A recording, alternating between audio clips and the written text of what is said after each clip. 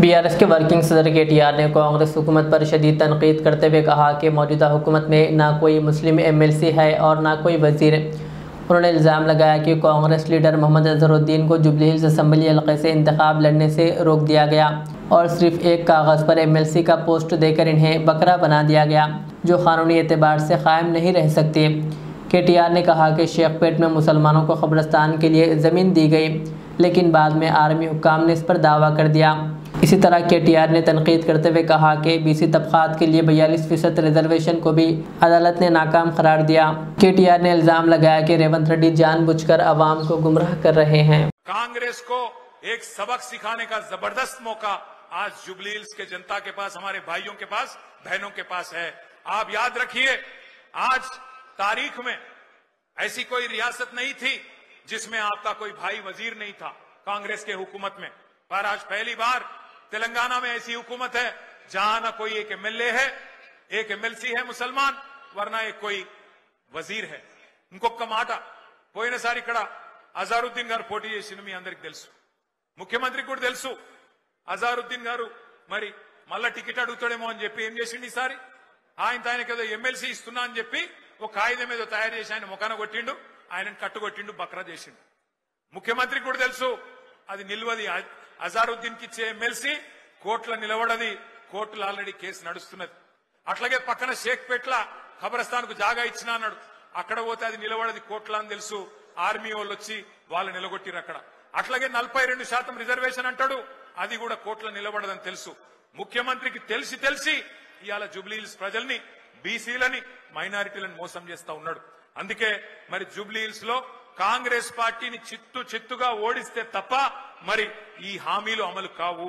Jubilee hills గల్లీలో మీరు పంచి కొడితే ఢిల్లీలో అధిష్టానం అదిరి పడాలి, రేపటి రోజున ఖచ్చితంగా ఒక్కొక్క వాగ్దానం అమలు కావాలి। మీ అందరినీ మేము కోరేది మళ్ళొక్కసారి, బుల్డోజర్ కావాలనా లేకపోతే మరి కారు కావాలనా ఒక్కసారి మీరు యాద్ చేసుకోండి। ఇంకొక మాట కూడా నేను మీకు చెప్పాలి, నిన్న మొన్న మనోళ్ళు తిరుగుతుంటే ఇగో మాకు 1592.5 వచ్చిందా, తులం బంగారం వచ్చిందా? ఇప్పుడే మా ప్రశాంత్ రెడ్డి అన్న చెప్తున్నాడు, 1 तोला सोना नहीं, 1 तोला सोना तो छोड़ो, इन्हों तो सोने भी नहीं दे रहा अपने को। कब घर तोड़ देता, कब क्या कर देता, कब बुलडोजर आ जाता अपने घर पे, वही तकलीफ है। सोना तो छोड़ो, सोना भी हराम कर दिया इन्हों, सोने का नींद भी हराम कर दिया। ऐसा माहौल आ गया आज। ఈ రోజు జూబ్లీ హిల్స్ లో జరుగుతున్న ఎలక్షన్ ఏదైతున్నదో కారుకు బుల్డోజర్ కు జరుగుతున్నది। కారు ఇక్కడ మాగంటి సునీతమ్మ రూపంలో మీ ముంగట్టున్నది, బుల్డోజరు కాంగ్రెస్ అభ్యర్థి రూపంలో మీ ముంగట్టున్నది। మరి మీ ఇంటికి రేపు ఎలక్షన్ తర్వాత కారు రావాలన్నా బుల్డోజర్ రావాలన్నా మీరే ఆలోచన చేసుకోండి। మరి కారు రావాలంటే బ్రహ్మాండంగా కేసీఆర్ పెట్టిన అభ్యర్థి గెలవాలి, గోపన్న ఆశయాలు నెరవేరాలంటే మాగంటి సునీతమ్మ గెలవాలి।